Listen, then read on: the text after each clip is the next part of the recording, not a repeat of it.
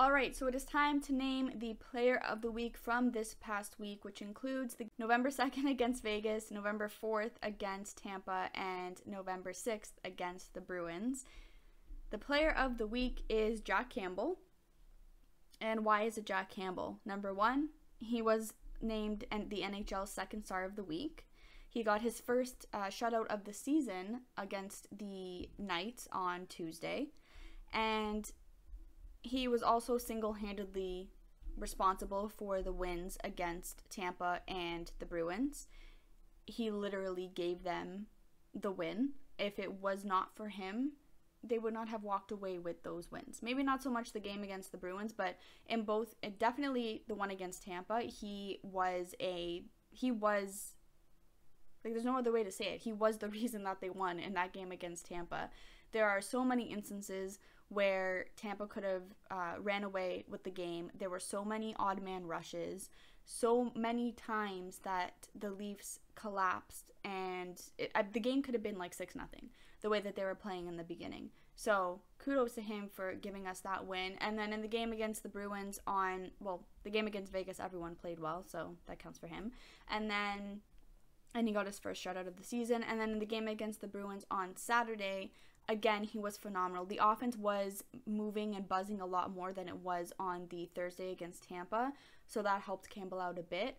But definitely that Saturday, he still stood on his head, and he saved the game at certain points as well. There are a couple saves of his that come to mind from that Saturday game, and again, I'm just going to say it again, I keep repeating myself, but he saved the game for them, and that's what everyone has been asking Campbell to do since he started with the Leafs, and that is exactly what he has been doing this past week. I know the game against the Kings was not very Campbell-like, so we're not going to be talking about that game right now. It's just those 3 games. So let's turn to his stats. So those last 3 games that I just mentioned, 3 wins, no losses, only 3 goals allowed on 95 shots that he faced. And in terms of his season stats so far, in 11 games played, he's got 6 wins and 3 losses, 2.09 goals against average, and a .929 save percentage, which is currently 9th in the NHL.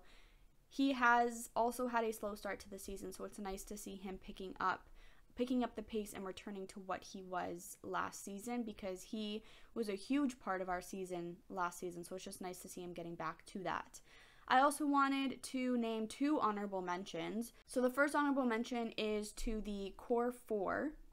During the last 3 games, the last 3-game win streak that we've had, Marner has got 2 goals, 7 assists. Tavares has got 3 goals and 2 assists. Matthews has got 4 goals and 2 assists. And Nylander has got 2 goals and 2 assists. All of them with a +4 rating, and they all take up the top 4 in points on the Leafs. They have been outstanding, especially with the slow start that they had. It's just nice to see them pick up the pace and do what they are supposed to be doing. So then also Bunting, I wanted to give him an honorable mention. He continues to prove how hard of a worker he is, how he belongs on that top line, and how important he is to this team. Although it might not show for him in points or on the scoreboard, he does the little things in the corners. He creates those plays. He makes those hits that get the puck loose, that get the puck back to the team. He is just all over the place, and he does all the gritty work.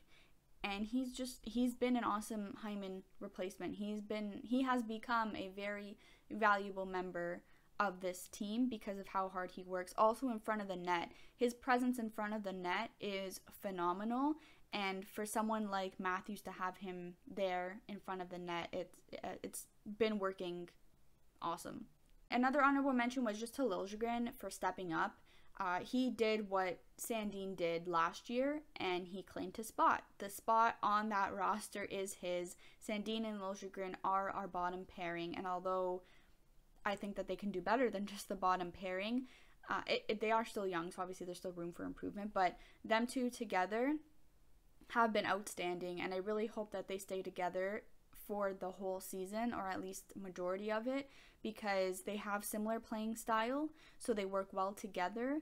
they also spent a lot of time in the Marlies together as well. But just a shout out to, or honorable mention to Liljegren for stepping up and really stepping into his role, especially when the D were a mess, a disaster to start the season. It's like a breath of fresh air to see him out on the ice. He looks like he belongs there.